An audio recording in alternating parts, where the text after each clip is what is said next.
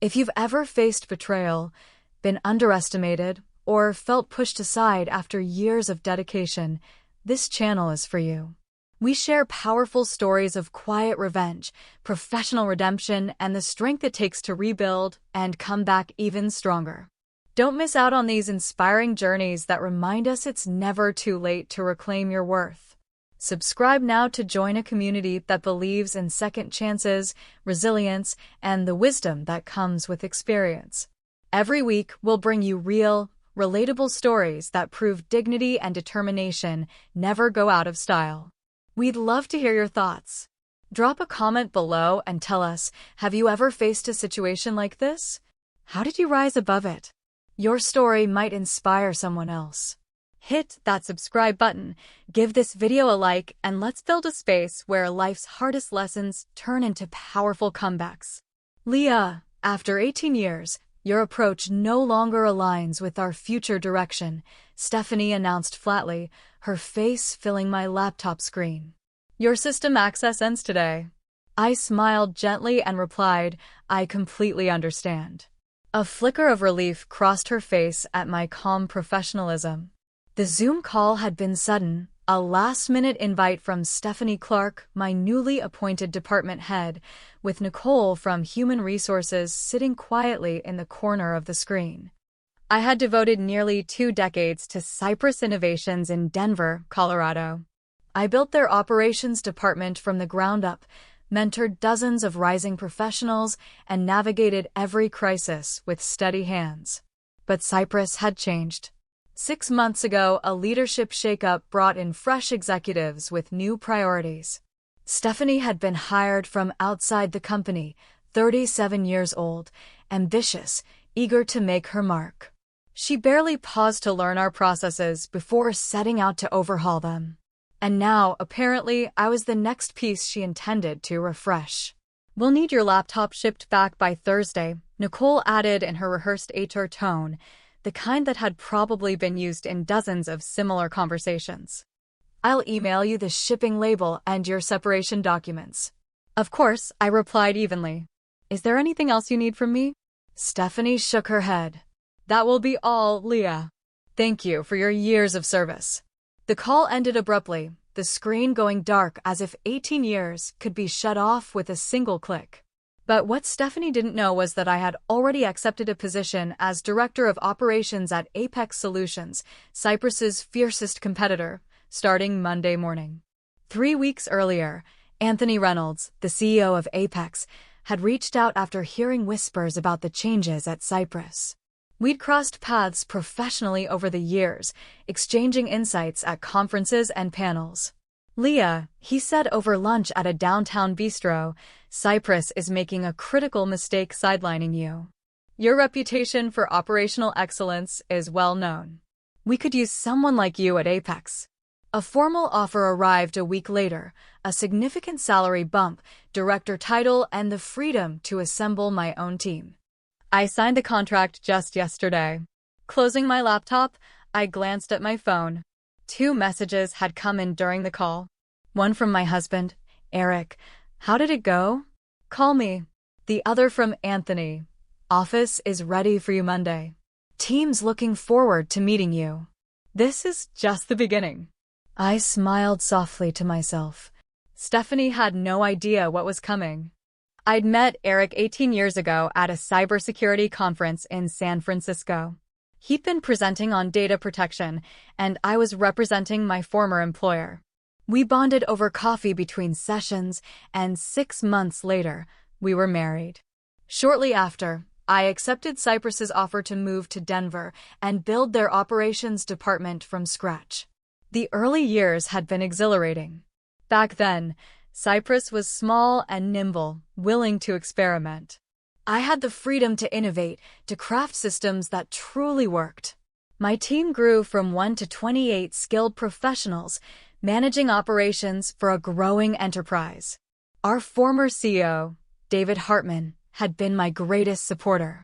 Leah, he'd say, you're the engine that keeps this company running. Without you, we'd be lost. But David retired last year, and everything shifted.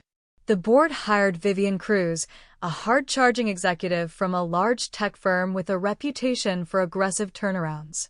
And with Vivian came Stephanie. I leaned back in my chair, absorbing the weight of the moment. 18 years, gone in the span of a Zoom call. But in truth, I wasn't mourning the end. I was celebrating a new beginning. Stephanie had closed a door, without realizing she had just opened a much bigger one for me. Vivian Cruz, the hard-driving executive brought in by the board, had arrived with a reputation for rapid turnarounds and bold, unapologetic decisions. Almost immediately, she began remolding Cypress Innovations into her own vision. Seasoned employees were quietly ushered out, replaced by individuals from her previous ventures. Policies that had been stable for years were overhauled overnight. Priorities shifted. Departments reorganized. One of Vivian's earliest appointments had been Stephanie Clark, 37, with impressive credentials but minimal exposure to our specific field. Stephanie was slotted into a leadership position directly above me, despite my nearly 2 decades of institutional knowledge. "We're here to inject new thinking," Vivian declared during the company-wide meeting that introduced Stephanie. "Fresh leadership to push us forward." I made every effort to collaborate. I provided detailed documentation, walked Stephanie through processes I'd spent years refining, and offered insights from experience she hadn't yet gained. But it soon became clear she wasn't interested in partnership. She was determined to mark her territory, systematically sidelining me from key meetings, discarding my recommendations without review. The outcome had been obvious for months. Today's Zoom call hadn't surprised me, only the speed of it. I'd assumed they'd allow a transition period, at least. "They fired you over Zoom?" Eric exclaimed when I phoned him afterward. His indignation warmed me more than I expected. "It's honestly fine," I told him gently. "It's the perfect opportunity to take the weekend off before I start at Apex on Monday." "You're handling this too well," Eric replied, suspicion lacing his words. He knew me too well. "I've had time to prepare," I admitted. "And there's a little satisfaction in knowing Stephanie thinks she solved a problem when she's actually created a much bigger one for Cypress." Eric chuckled. "Remind me never to get on your bad side." "Too late," I teased. "You already did last week when you ate the last brownie." That evening, I settled into my home office, sorting through 18 years of files and mementos. Most would end up shredded, nothing confidential, just remnants of a chapter closing. Years of proprietary work had ingrained caution into my habits, even outside the office. I paused at a framed photo, my original team, 5 of us squeezed into our tiny first office, smiles wide as we celebrated landing our inaugural major client. In the center stood David Hartman, his arm around my shoulders, beaming with pride. I was the last of that group still standing until today. The others had moved on long ago. I wondered whether any might be open to joining me at Apex. My phone buzzed with a text from Natalie Chen, my former mentee who'd left Cypress 6 months prior, seeing the writing on the wall. "Heard what happened. Their loss. Drinks tomorrow? 7 p.m. at Maxwell's." I smiled at her message and tapped a reply. "You're on." "I've got some news to share." Natalie had blossomed under my mentorship, evolving from a green college graduate into a confident operations specialist. When she left, several clients had reached out asking about her absence. I suspected Vivian and Stephanie had underestimated her influence as much as they'd undervalued mine. I continued sifting through old papers, occasionally setting aside non-sensitive notes I knew would prove useful in my next role. Nothing proprietary. Just accumulated wisdom. Near midnight, an email pinged from Nicole in HR. "Leah," it read, "attached are your separation documents and instructions for returning company property. On behalf of Cypress Innovations, thank you for your dedicated service. We wish you all the best in your future endeavors." I stared at the message for a moment. So impersonal. 18 years distilled into a template. I shut the laptop with quiet finality. Tomorrow, I'd toast a new beginning with Natalie. And Monday, I'd walk into Apex not as a cast-off, but as a leader stepping into the next chapter, with experience, relationships, and strength that couldn't be erased by a Zoom call. Future plans and reminiscing about old times at Cypress Innovations. Natalie shared updates about her current role at Travaillant Corporation, a good company but one where she felt underutilized. I listened, knowing the decision ahead of her wasn't an easy one. Honestly, Leah, she said thoughtfully, swirling her glass, I never really felt like I left Cypress for something better. Just something different. Well, I replied, leaning in, this could be better. But no pressure. I want you to come if it's right for you. I'll sleep on it, she promised, offering a small smile. We hugged goodbye outside the restaurant, the crisp Denver night air wrapping around us. As I walked back to my car, I felt lighter than I had in months, like the weight of the past 18 years had finally lifted. When I got home, Eric was waiting up for me, reading in the armchair by the fireplace. Good night, he asked. A very good night, I answered, setting my purse down. Natalie's thinking about it. She'd be lucky to work for you again, he said warmly. She's talented, I agreed. And she knows those systems inside and out. She'd hit the ground running. Eric closed his book. You're building something new, Leah.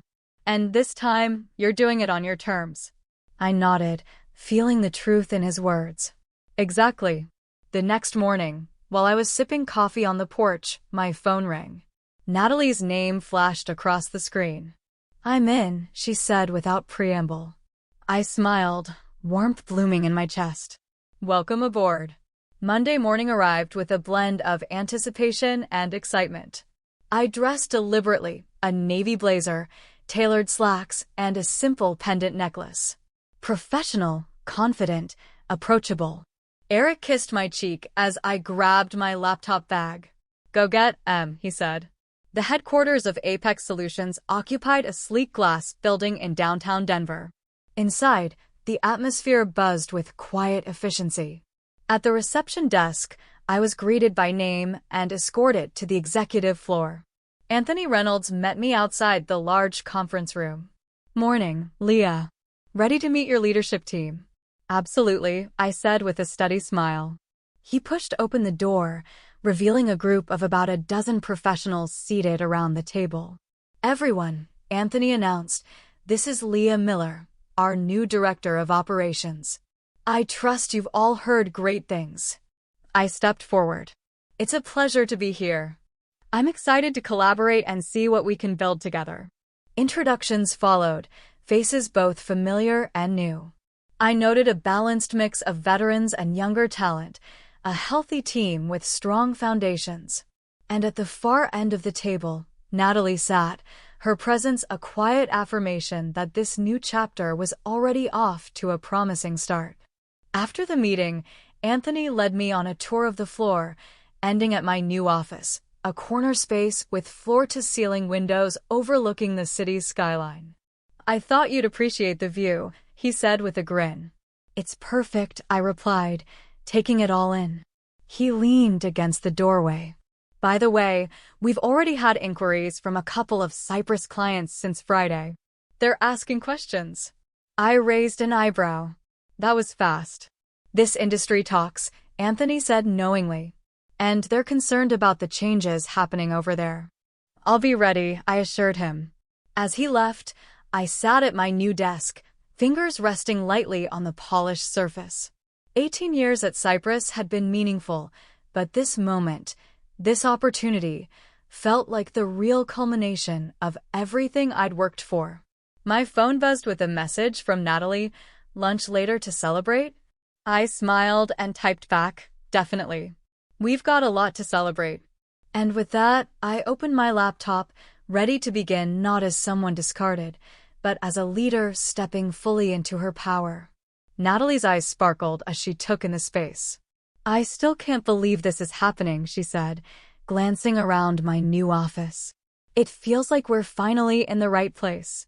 I leaned back against the desk, feeling a quiet satisfaction settle in. It's the beginning of something better, I told her. And we're going to build it our way. Natalie grinned. You've got no idea how many people at Cypress have been texting me all weekend. Word is spreading fast. People are nervous over there. I raised an eyebrow. Anything specific? She nodded. Several of the senior staff have already updated their LinkedIn profiles. And the Petersham account? They're seriously concerned. Apparently, they've been calling Stephanie nonstop since you left. I filed that away mentally. Petersham Industries had been Cypress's first major corporate client. I'd personally overseen their onboarding, and over the years, their CEO, Victoria Petersham, had become both a client and a professional ally. They trusted you, Natalie added. Without you, they're questioning whether Cypress can still meet their needs. That's valuable to know, I replied thoughtfully. As we gathered our things to head to lunch, my phone buzzed with a message from an unfamiliar number. Leah, it's Victoria Petersham. Just heard about your departure from Cypress. Very concerning. Can we talk Monday? Important decisions to make. I showed the text to Natalie. She gave a low whistle. Wow, that didn't take long. No, I agreed, a smile creeping across my lips. It didn't. The weekend passed quickly, filled with preparation and anticipation. When Monday arrived, I dressed with deliberate care, tailored blazer, understated jewelry, polished shoes. This wasn't about flash, it was about quiet confidence. Eric kissed me goodbye at the door. Go show them what they lost, he said, pride shining in his eyes. Apex Solutions occupied the top 2 floors of a modern glass tower downtown. The lobby was sleek, the energy purposeful. At the front desk, I was greeted warmly. Director Miller, welcome to Apex, the receptionist said. Mr. Reynolds is expecting you in the main conference room. Director Miller. The title still felt new, but right. Anthony met me with a firm handshake outside the glass-walled meeting room. Morning, Leah. Ready to get started? Absolutely, I said with a steady smile.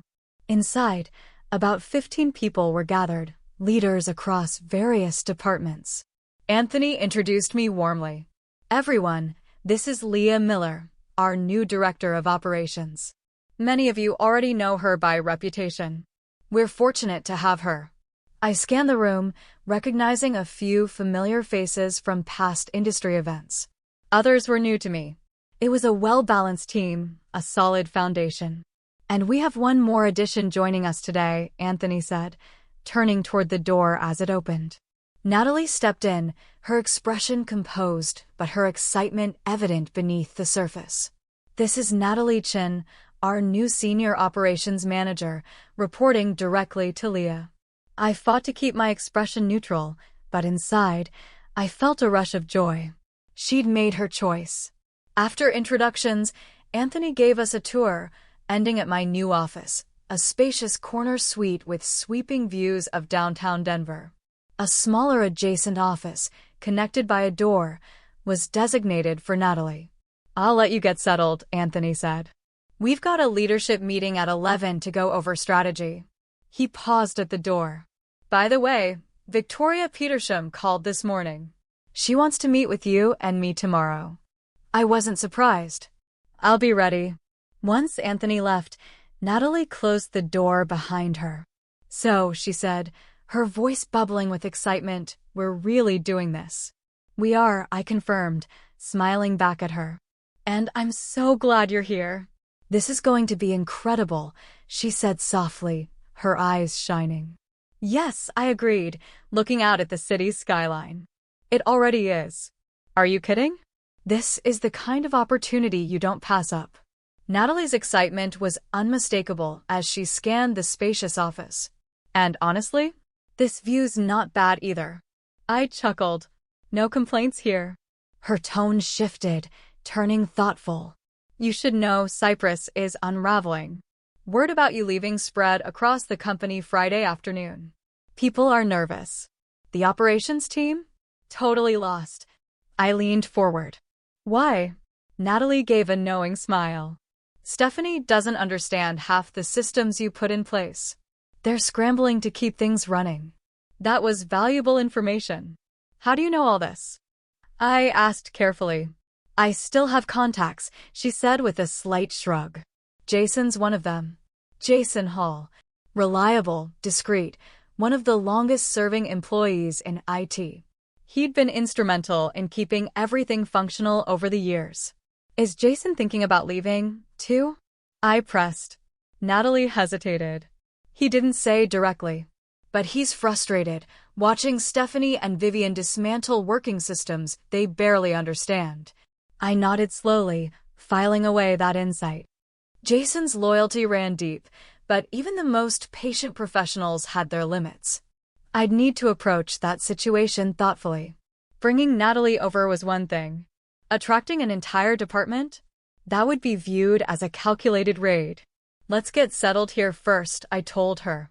We can talk about bringing others on later. Natalie stood, gathering her things. Before I go, Megan's been calling and emailing me all weekend, begging for help figuring out your documentation. A slow smile crossed my face.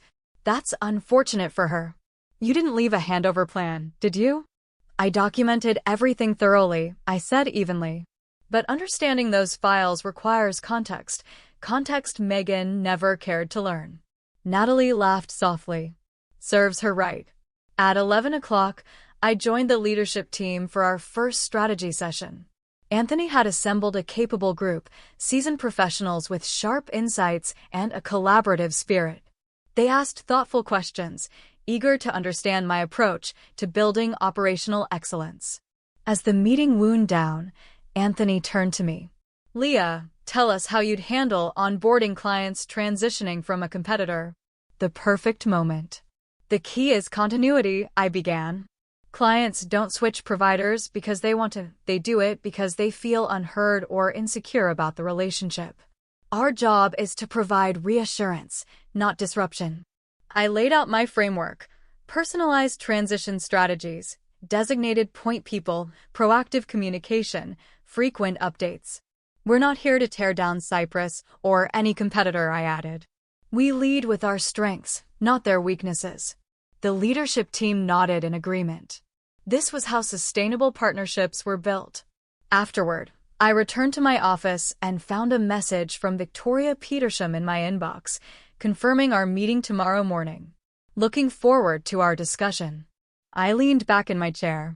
After nearly 2 decades of working with Victoria, I knew she wasn't scheduling this just to catch up. She was seriously evaluating her company's future and whether Apex could provide the stability she needed. Just then, my phone lit up. Stephanie Clark's name flashed across the screen. I watched it ring, letting it go to voicemail. A minute later, the notification popped up. I pressed play, more curious than anything. Leah, it's Stephanie. Her voice sounded tense. We need to talk about the systems transition. Some of your files are unclear. Please call me back as soon as you can. I didn't move. A second notification appeared, a follow-up text. This is critical.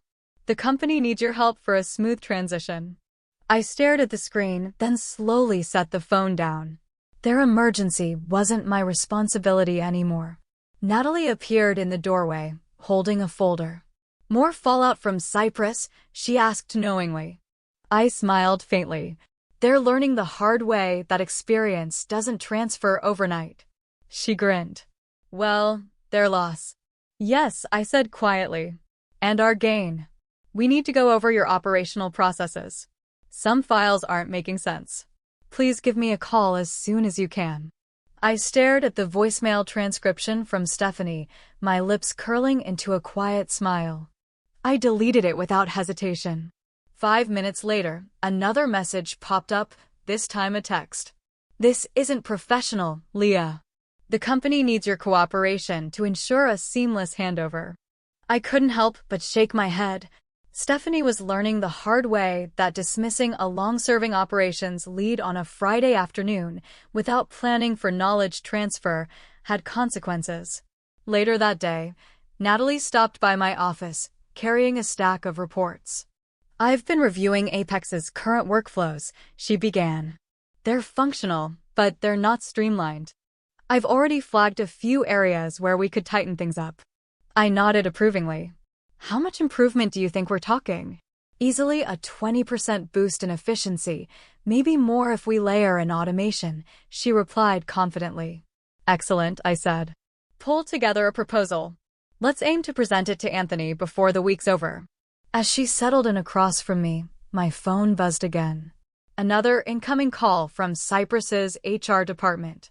I let it ring through. They're getting desperate, Natalie observed, raising an eyebrow. They're realizing institutional knowledge isn't something you can download overnight, I replied evenly, especially when they never respected it enough to plan a transition. Are you going to respond? She asked gently. I considered it for a moment. No. I've met every obligation in my contract. I owe them nothing further. Throughout the afternoon, more calls and messages came in from Stephanie, from Nicole in HR, and finally, at 4:30 p.m., from Vivian Cruz herself. Each message more urgent than the last. The final text caught my attention. Leah, this is Vivian. We may have been premature in our decision. Please call to discuss potential options. I read it twice before setting my phone face down on the desk. Too late. By the close of my first day at Apex, I developed a robust plan for operational enhancements, scheduled meetings with critical department heads, and finalized preparations for tomorrow's conversation with Victoria Petersham. As I packed up, Anthony Reynolds appeared at my doorway. Solid first day? He asked. Very, I replied. I heard Cypress is trying hard to reach you, he said with a knowing smile. I raised an eyebrow. Word travels quickly. Always, he agreed. He crossed his arms casually. Victoria called again this afternoon. She's bringing her CTO to tomorrow's meeting. That was meaningful. Victoria wouldn't involve her technical lead unless she was seriously contemplating a switch. We'll be prepared, I assured him. The next morning, the meeting with Victoria and Andrew Michaels began formally, but soon eased into the familiar rapport we'd built over the years. I'll be direct, Leah, Victoria said once the greetings were exchanged. The leadership shakeup at Cypress has us deeply unsettled. When I learned you'd been dismissed, that concern turned into alarm. Andrew nodded in agreement. The systems you designed are foundational to our operations. No one knows them like you do. Anthony leaned forward. Apex is ready to provide a full transition package. Leah would personally oversee the process. Victoria and Andrew exchanged thoughtful glances. We'd need solid guarantees of continuity, Victoria said carefully. You'd have them, I assured her. Along with improvements I've been envisioning for years, enhancements I wasn't allowed to pursue under Cypress. We spent the next 2 hours mapping out a comprehensive transition strategy. By the time Victoria stood to gather her materials, the direction was clear. We'll have legal review the agreement, she said, shaking my hand warmly. But barring any issues, I believe we're moving forward. As she and Andrew left, Anthony turned to me with a grin. That, he said, was masterfully done. But assuming no legal hurdles, Victoria concluded, I believe we're aligned. As she and Andrew exited the conference room, Anthony turned to me with a nod of quiet approval. That, he said simply, was brilliant. Over the next 2 weeks, a clear pattern began to emerge. 3 additional long-standing Cypress Innovations clients reached out, each echoing similar concerns, doubts about the company's stability, diminished trust in its leadership, and most importantly, unwavering confidence in me as their trusted partner. By the end of my 3rd week at Apex Solutions, we had successfully onboarded 4 of Cypress's top accounts, clients who collectively made up nearly a third of their yearly revenue. The news didn't stay quiet. Industry publications picked up the story. Apex's stock climbed. Cypress's numbers slid. Analysts began questioning Vivian Cruz's aggressive leadership style. Through my network, I learned that Stephanie Clark had been quietly reassigned. Reports hinted that the operations team at Cypress was overwhelmed, struggling to maintain client expectations amid the leadership chaos. It wasn't about revenge, it was about opportunity. But even I couldn't deny a flicker of satisfaction watching the tides shift. Then, During my 4th week at Apex, an unexpected message arrived. Jason Hall, Cypress's IT director, wanted to meet. Over coffee at a quiet cafe downtown, Jason leaned forward. "I've been at Cypress almost as long as you were, Leah," he said, his expression weary. "But it's not the same company anymore." "You're thinking about leaving," I said, not asking, just stating. He nodded. "And I'm not the only one. At least 6 senior leaders are ready to walk." I paused, letting the weight of that settle. These weren't just names on an org chart. These were the pillars of Cypress's operations, the keepers of its systems and client history. Apex would absolutely be interested, I told him cautiously. But we'd have to move carefully. Understood, Jason agreed. We're professionals. We're not looking to burn bridges. We just want to work somewhere that values us. Within a month, not only Jason, but 4 other key Cypress veterans had joined Apex. Each arrival brought critical expertise and long-standing client ties. Every transition was managed with integrity, but also with strategic precision. And the industry noticed. Investment firms began expressing doubts about Cypress's long-term prospects. Articles speculated whether the company could survive the steady departure of talent and major accounts. Exactly 6 months after that Friday Zoom call, Cypress Innovations announced a strategic restructuring, corporate speak for major downsizing. Vivian Cruz resigned as CEO. Stephanie Clark was among those let go. That afternoon, Anthony stepped into my office, dropping a copy of the Denver Business Chronicle on my desk. The headline read, "Cypress announces leadership shakeup amid client talent losses." "Congratulations," Anthony said with a grin. I glanced at the headline, then met his gaze. "I didn't do it for revenge," I said softly, though we both knew that wasn't the whole truth. "No," Anthony replied knowingly. "You did it because you're the best at what you do." And they never saw it. Their mistake, I said quietly, was our opportunity. Driving home that evening, I reflected on the journey. The sting of dismissal transformed into the triumph of building something stronger, not just out of spite, but out of resilience. I hadn't just found vindication. I'd found reinvention.